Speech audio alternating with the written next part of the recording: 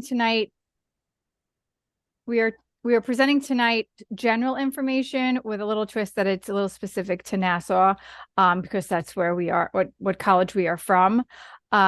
So keep that in mind if there's any specific questions about our school. So on the webinar we have here, just our contact information, and the general office number and email if you need to reach us.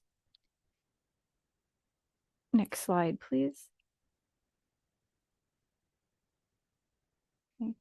So Nassau was ranked one of the best community college in New York State and #1 for earning graduates according to best community colleges in New York. It was reported in 2024. So just want to give a little shout out that we are local, we are fabulous, we are supportive and inclusive of all the students that come to Nassau. I'd like to talk a little bit about the difference between high school and college. Of course, what to expect. Student and parents will talk about the difference between what to expect between both school experiences. The students' responsibilities. I'll start with that when your child comes to college, it is their responsibility to take initiative for services. And the first step is to let the college know that they are interested in receiving services.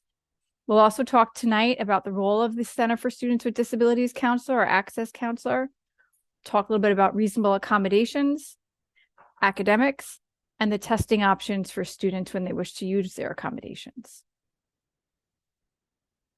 Okay.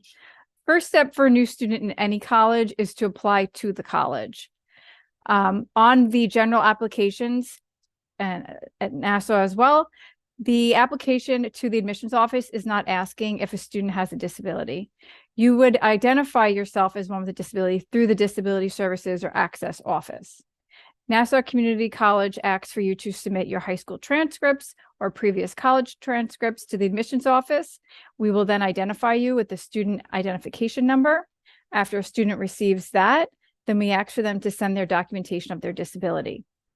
We have a process where students can either email it to our CSD office email or upload it onto our Accommodate service, which some of our local schools in the SUNY system do utilize as well. The Accommodate system is a database where students can upload their documentation and then the school then can process it right through that system. Once the student identifies himself as needing accommodations and supports from our office, we will assign them to one of our counselors. So Nassau is great that they have any student that comes to the campus that is registered with our office is assigned to a direct CSD counselor. And that counselor is there for them through their journey at the college, whether it's for academic referrals, accommodations, academic counseling, referral for more personal counseling, review of their transcripts, suggestions on classes to take. We said referrals for other offices like career and transfer counseling. So that counselor, we're often called the guidance counselor because they're so used to having that point person, and that is the person that the CSD counselor then becomes for them.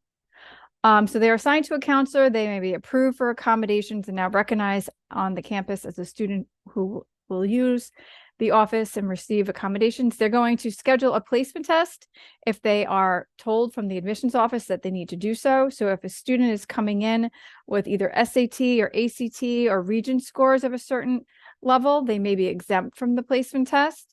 If they're not exempt, then they're going to have to sit for a test in reading, English, and math just to see where their placements are.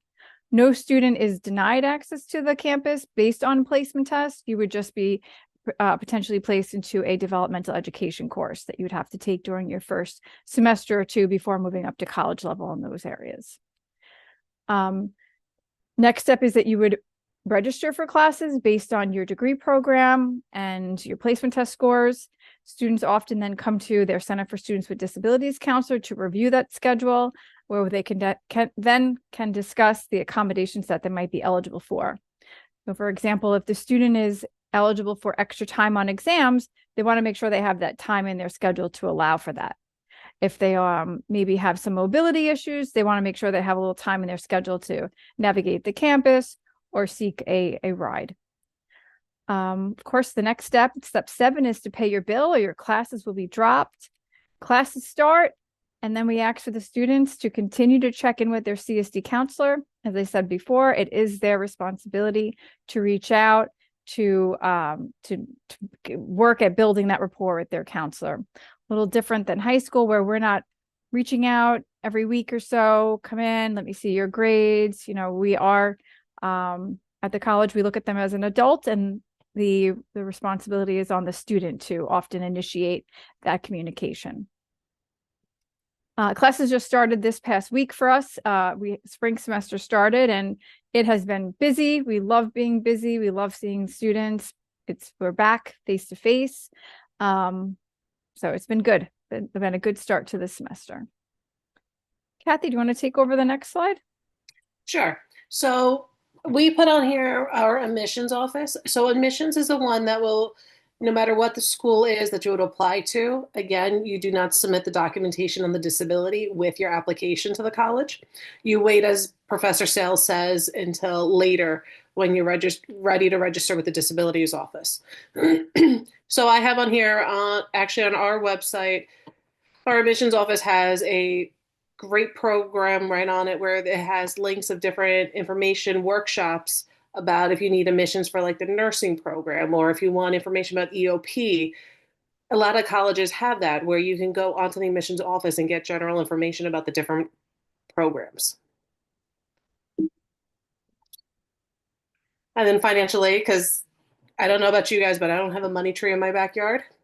So every school has a financial aid office. This is our school code, and our school code for FAFSA is different than other colleges. Each college gets their own particular school code. I know taxes are around the corner. We're 2 months away from taxes. So it's good to do your financial aid right around when you're done with your taxes, because you already have your tax papers already there. And I know the FAFSA workshops will be coming out soon, but financial aid is great because it's an extra resource to help pay for college, because college is different from each program, each school. Everybody has a different price. So definitely it's strongly encouraged to apply for financial aid.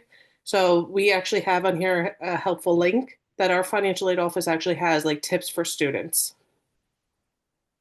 And if you decide that you want to start at Nassau and transfer at another school, you just log into your FAFSA and you change the school code.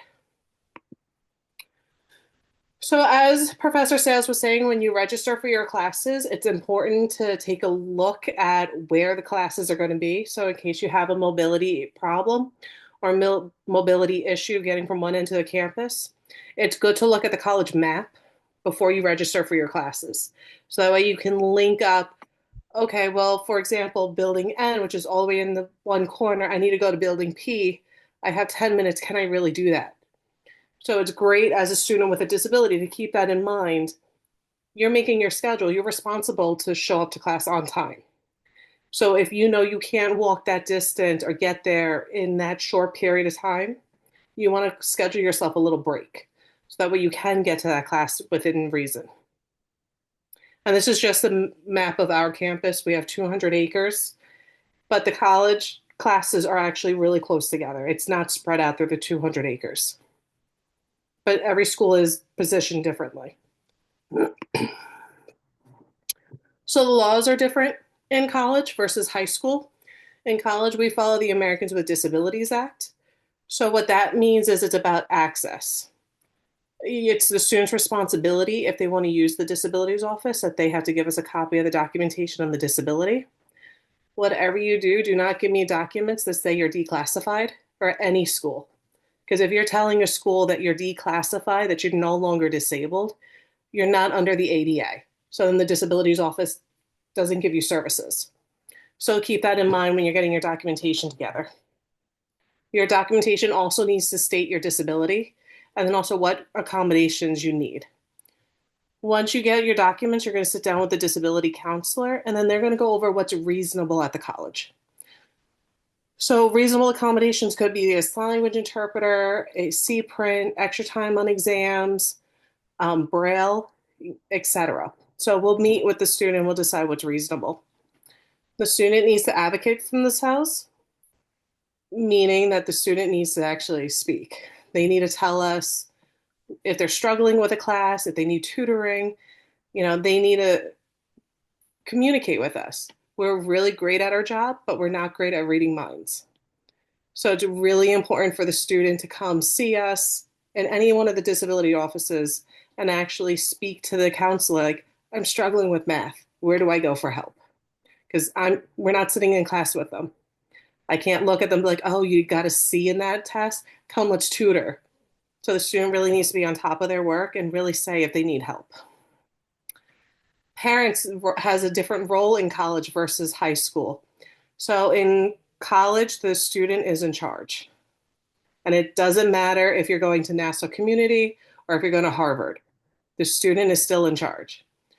So the student has to actually give permission to a third party, which that would be parents, if you want the student to give access to your education records. So that means the student has to give permission if you want to see their bill, their academic plan, all of that. That does not give you permission to speak to the professors. The only ones that can do that is the student, because the student's in charge. The conduct, so no matter what college you go to, the student code of conduct is important and has to adhere to a student, whether they have a disability or not. So sometimes in high school, acting out might be accepted. It's not accepted on the college level. Just going to interject before we go on to the next slide. I'm sorry, because there's two questions about the documentation. So while we were addressing the differences between high school and college and the laws that we follow, on this slide here, we do address in high school that the students are following an IEP plan or a 504 plan. And with that, a lot of testing, psychological testing, and things may have gone into writing that IEP. Some of the best things that I have heard over the years is that as students have their exit summary, their last IEP meeting, is that the student is included in that. Because as we talk about that self-advocacy piece, we have students sometimes that come to the college and really don't understand what their disability is. When you ask, what is your disability? Put that into your own words, and the student will then say extra time. Extra time may be an accommodation that you had, a support that you had, but what is your disability? So as you are getting your children ready for this next step, to explain to them what their disability is and what that means to them, and how the supports that they have been getting will play out in a classroom setting, in tutoring services, or when they take an exam. So one of the questions is an IEP acceptable? Which, yes, it is. We use any documentation that you can provide us with as a guide to better understand the student. But depending upon one's disability will determine what type of documentation is needed. So if it's a learning disability, ADHD, speech and language disability, an IEP is acceptable. If it's autism, we would ask for a more in-depth psychological evaluation. If mental health has been a concern for students over the years, the same thing, a psychological evaluation would be very helpful. And that is specific to different schools. So Nassau, we are open to documentation that was maybe written in 9th grade, and now the students exiting in 12th or stayed at the school after 12th grade. We are open to accepting documentation that's not written within the last 3 years. Other schools, local schools, want something that's very recent within the last 3 years. Yeah, and if the student needs an updated documentation on the college level, it's their responsibility to go out and obtain updated documentation. And sometimes the cost is low, sometimes it's high at some places. We're not allowed to recommend a place, so the student has to do the legwork to look to where to get updated documentation from. One last question too that I just wanted, someone asked about autism as a disability of autism. Is it considered negative when applying to college?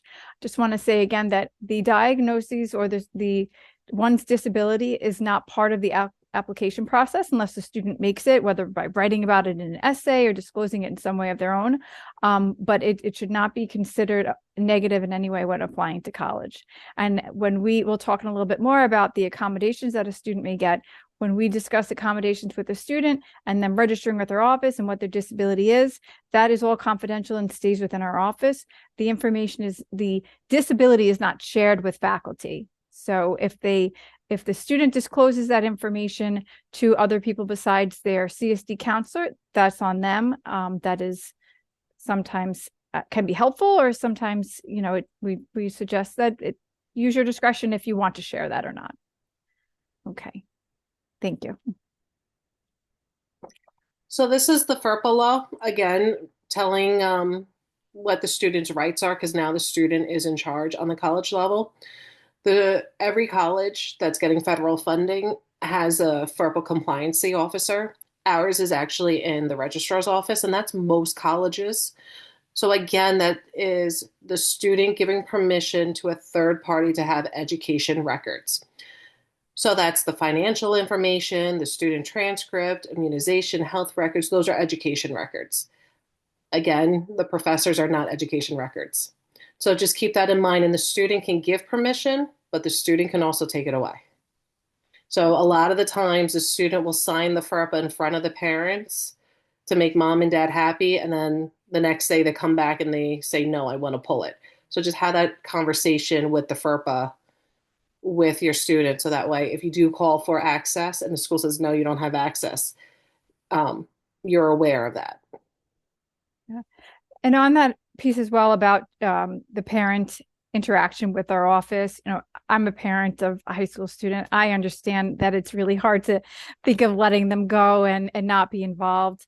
But when the parents do ask for more help and support from our office, then that's out of the scope of what the student is asking for. We do really always circle back to that. Is the student asking for this help? In most recent semesters, I've had parents reach out about dropping a student's class. How can I drop my son's class? He's not going to class. We are very sorry to hear that. But if the student is not telling us that this is what's happening, we can't help you drop a class because he's not attending. And so just keep that in mind, that all schools want to see the student first. If the parent is involved because the student wants them to be involved in a meeting or conversation, then that's between you and your child and the school. But to reach out and ask for different supports without the student's okay is not going to be acceptable. So this is information on the placement test that Professor Sales was saying earlier. So this is, in most schools, they have an entry exam. Some schools don't have it in the first semester. Some have it in the second semester. Each school is different.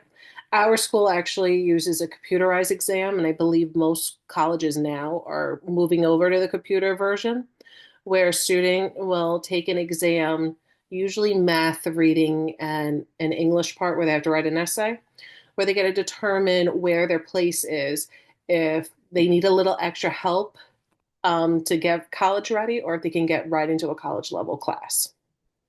And on our website, we actually have sample questions of our placement test. Most colleges have that. Some don't, but check that out. Go to their placement test and see if there's sample questions. So are you entitled to accommodations for the placement test? Absolutely, if the student wants it. So you just have to upload the documentation or communicate with the disabilities office. Hey, I have a placement test coming up. I need a sign language interpreter, or I need enlarged print, or I need extra time. So you submit your documentation to the disabilities office and your request and what you need.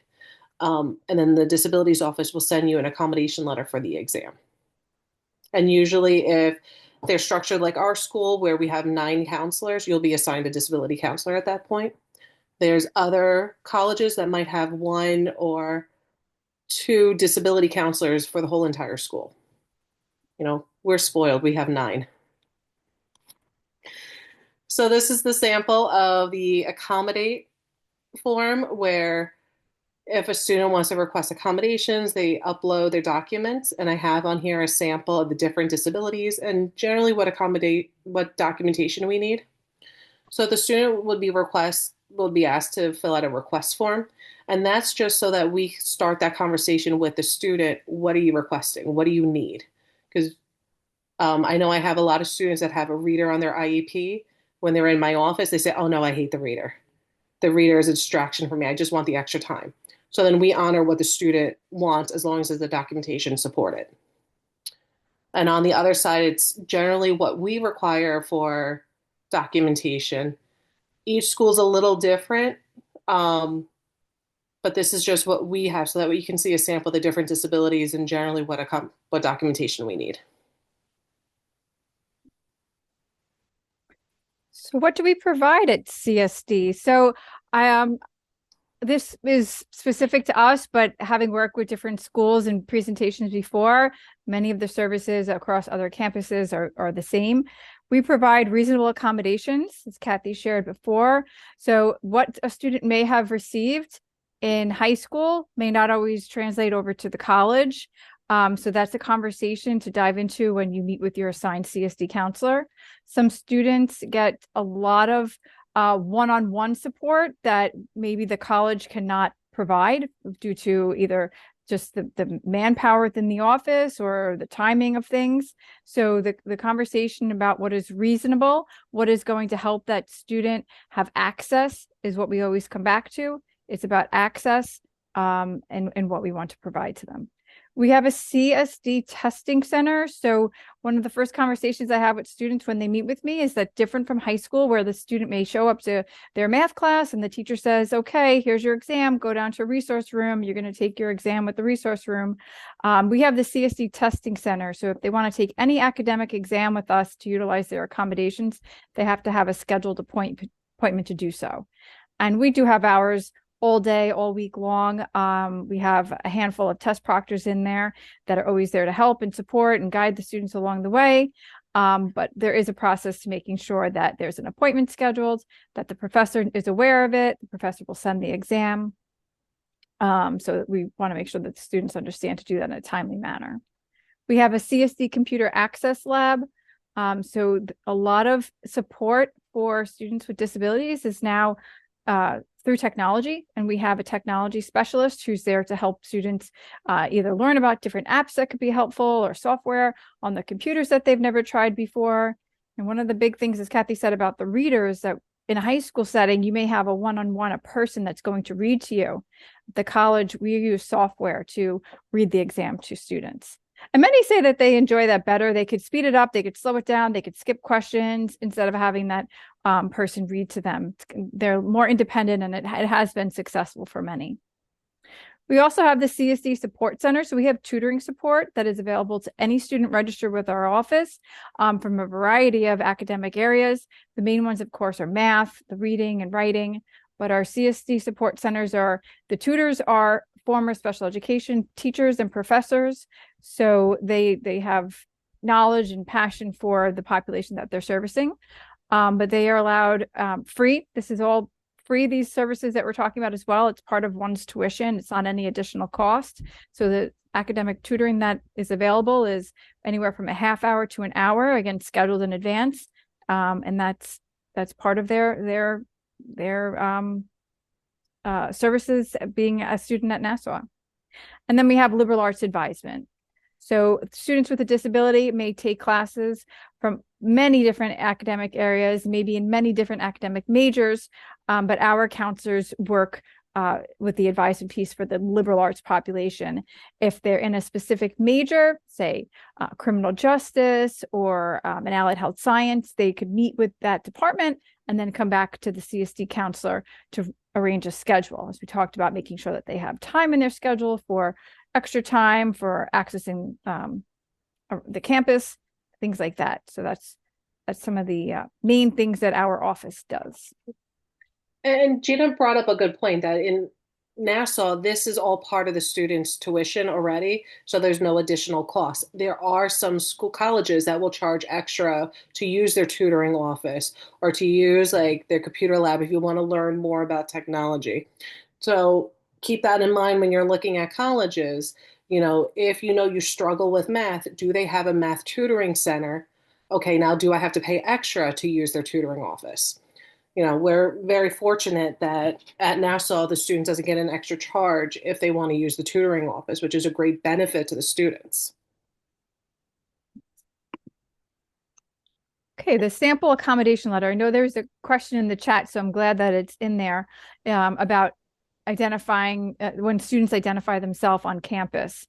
So As we said, the first step is to identify to our office, self-identify that you are one with a disability and you want support and services while attending Nassau or attending college.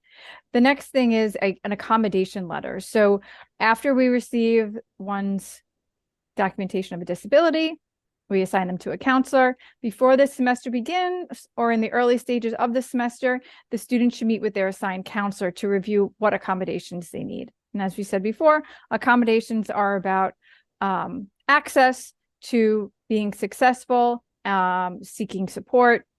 So this form is tailored to what the student and counselor discuss. As you see on this form, it does not have the student's disability. So that's what I was addressing before, that we do not disclose the student's disability. So on there, there's no mention of the student having ADHD or having autism. It is completely confidential. The only thing it's sharing is that the student is registered with our office. They were receiving accommodations for the semester. They're assigned to a particular counselor and the accommodations that they have. And it is the college's responsibility to provide these accommodations. So the student can request to take their exams with CSD and receive the accommodations in our office. Or the professor may say, you know what, I don't have a class after this class and neither do you. I'm going to give you your extra time with the class and you could stay.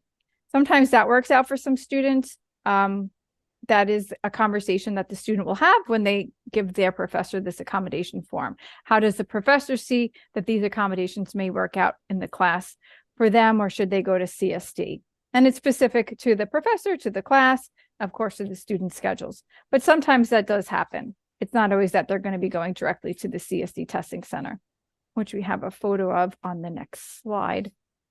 Kathy, jump in if there's anything else I missed about the form. I know at our college, every semester you have to update your accommodations, and that's mostly because accommodations can change depending on the student's need, depending on the program. I know I have a student one semester wants the reader, and then another semester doesn't because they're taking all phys ed or art classes, so then we remove it. Other colleges will do something different. Will they'll give you like a permanent card or, every college runs a little different, but it's generally every semester you have to update it or at least speak to the counselor to see if those accommodations are the same. So we're fortunate that we have a very, very large testing lab. We have, I believe, 20 cubicles where students will sit at a desktop with with their own computer, their own little workstation. If the student is getting a one-on-one or scribe or something, they may sit in actually another area where we have a desk where it's a little more private. If the student is taking an exam that they don't need a computer, there's just a regular desktop, or if they have an open book test, they can spread out. But we're really fortunate to have this large center for students to come in and test with us. And the first exam that they may ever take in this center is the placement test if they seek accommodations to do that. And each college has like a different setup for their testing center. Ours, we actually have noise canceling headphones in each one of the booths. So that way, if someone like me comes in and if I'm talking loud because I forget that I have a loud voice, a student can put on the earmuffs. And the student can also spread out. So I have a student that likes to walk around in a circle and stretch. That way they're not distracting other students in the class. So it really is a nice space. Other colleges, it's a lot smaller, but great thing is when you go visit a college, especially visit their disabilities office, also check out their testing room.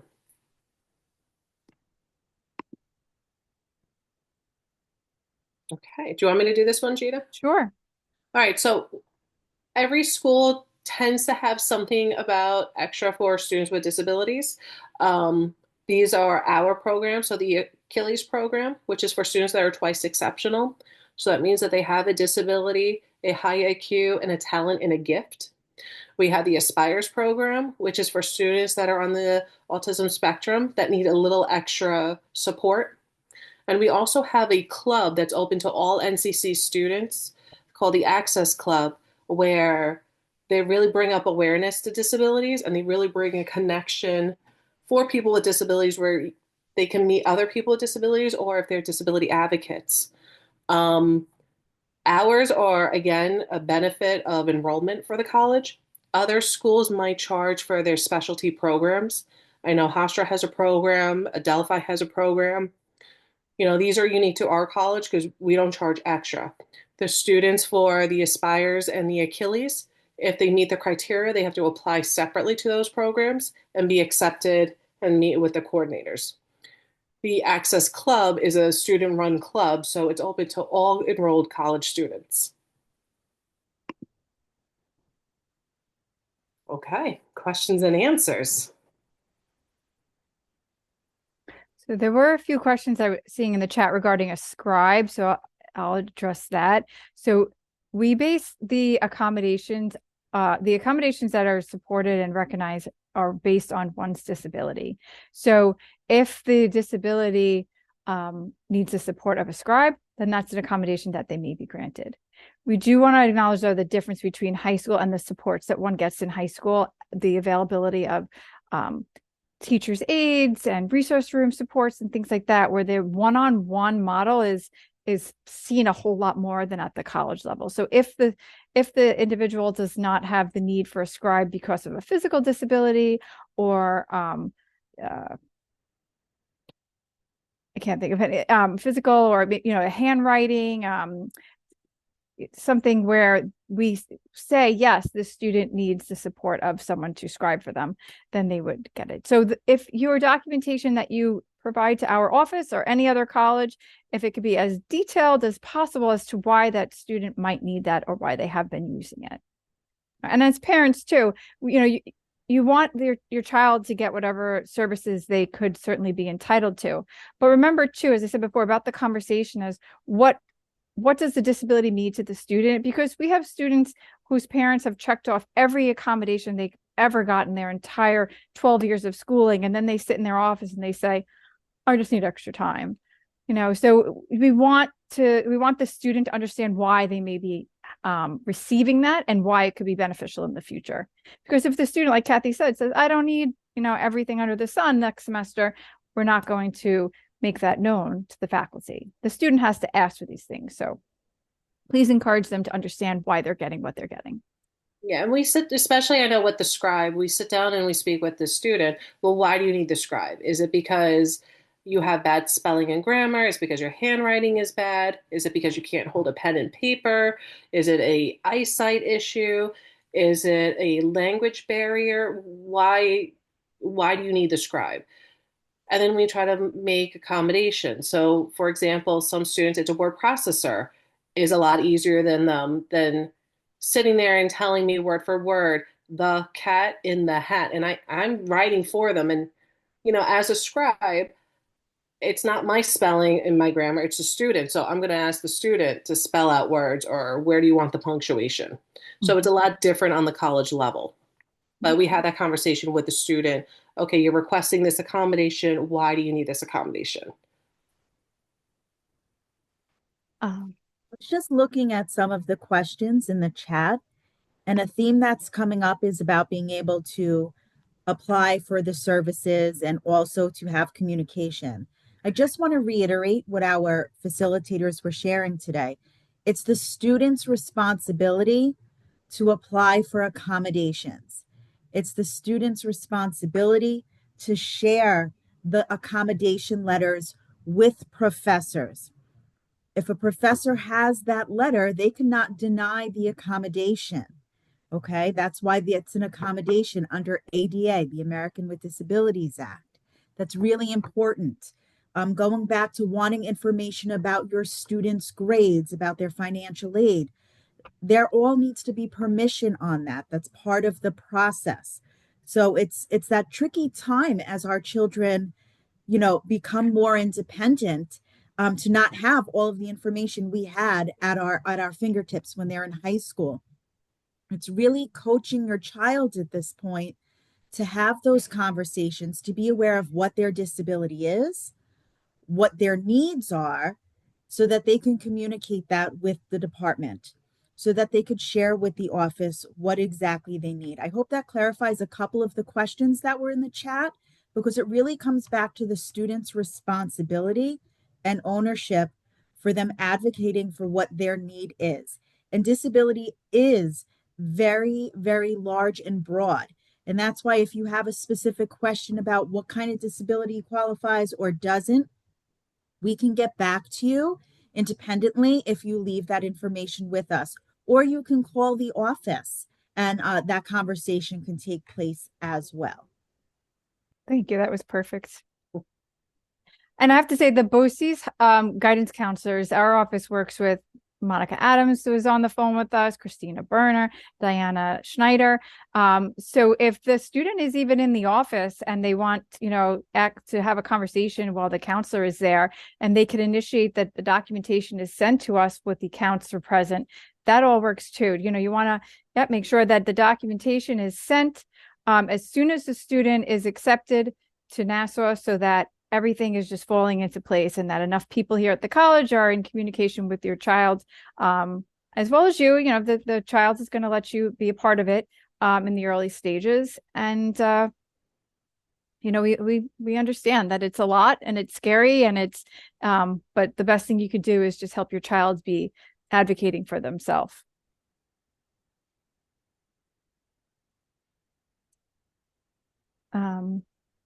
Someone else asked about a list of the accommodations. So I know on our website, we do have some a list of some potential accommodations. And when you're using the accommodate database to share documentation, you would select what accommodations you would want. But a lot of that's also the conversation that the student has with the counselor, where the student will say to the counselor, like, I'm having a hard time hearing, even in the front of the room. And then my job as the counselor to give them a reasonable accommodation. Like, well, we could do CPRIT, we could do closed captioning, so we had that conversation with the student, because a lot of the time, sometimes the student doesn't know what accommodations, or if they see the checklist, like, ooh, I want it all. Mm-hmm. So we had that conversation with the student. Well, what is the need? And then, we had that conversation. Well, what is reasonable?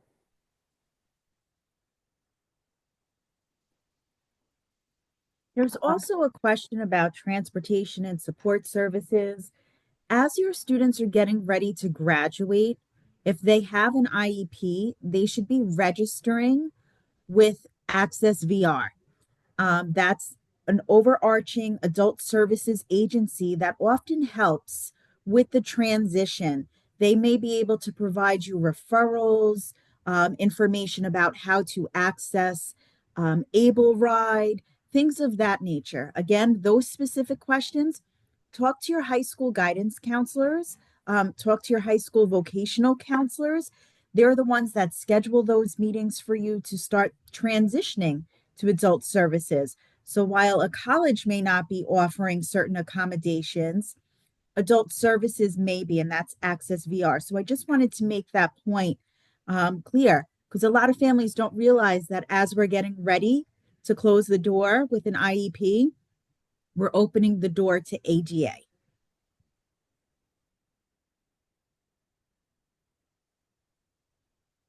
See some questions too about the services that are available for a night student.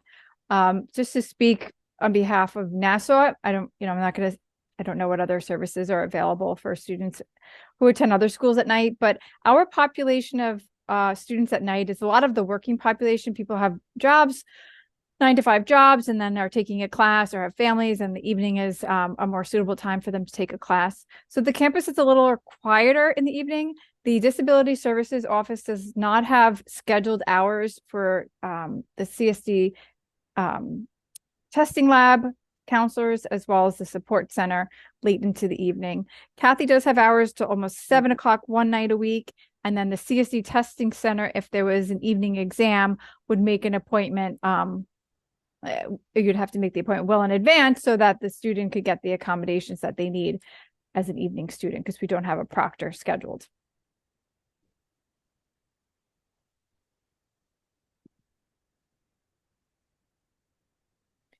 Another great question. Are there any preparatory sessions for high school students during summer breaks so they feel more familiar with the settings? Just speak on behalf of Nassau. We're an open campus, so students can come and walk and check out the campus, during the summer, during a break. We offer tours through the Office of Student Activities. So even if a group of high school students wanted to come for a tour with their counselor or their parent, they could schedule that. We're doing that on Tuesdays and Fridays.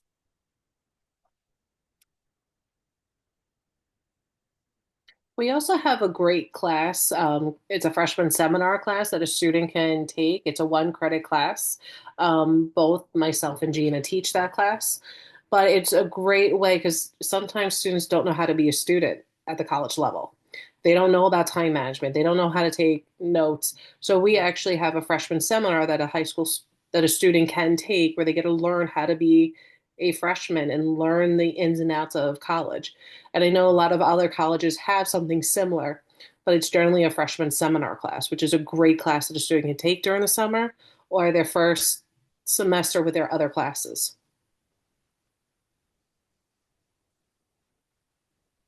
There was a specific question that I don't think we could answer publicly because it's about a disability. And really, again, it's knowing what your disability is and what you need so that you can have access. The point of the accommodations is to provide you access so that you can get the instruction and then be able to demonstrate your understanding of the instruction. So that would be really important for you folks to know about. I'm definitely going to turn it over to Gina and Catherine to talk a little bit more about Achilles and Aspires because that seems to be a hot topic and a lot of families want to know about that.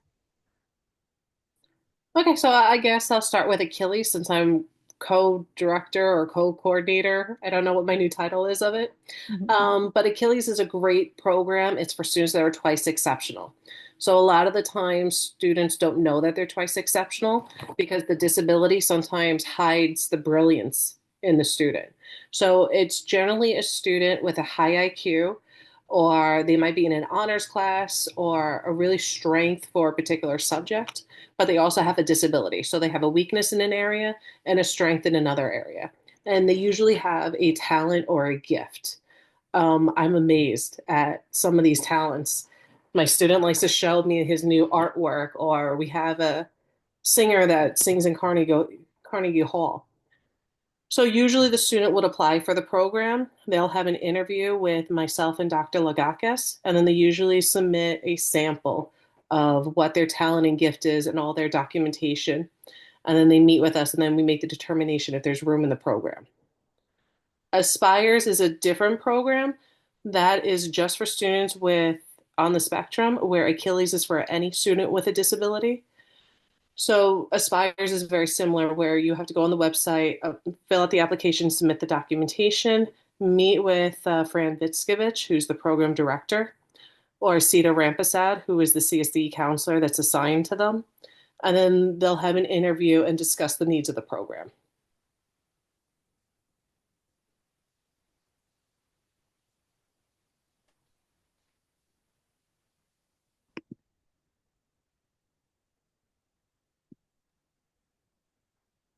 There were a couple other questions that we may not have gotten to yet, so I just encourage some of the attendees, their contact information was shared at the beginning.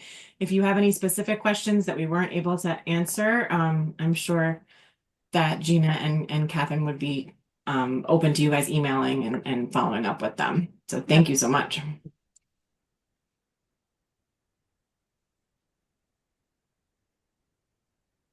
And there's one more follow-up question.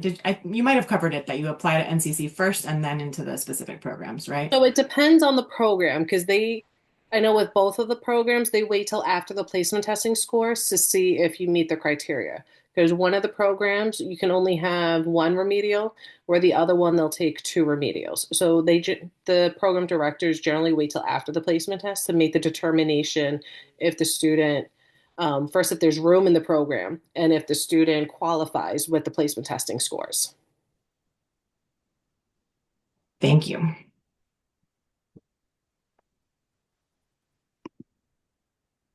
And then there was just one last question asking for your contact information again. I don't know if we could, that was on the first slide, right? I could put it in the chat. Yeah, our main email was, but the office email was, but yeah. Oh, it's on here now. The Okay. CSDO. Okay. Okay. I still type with 2 fingers.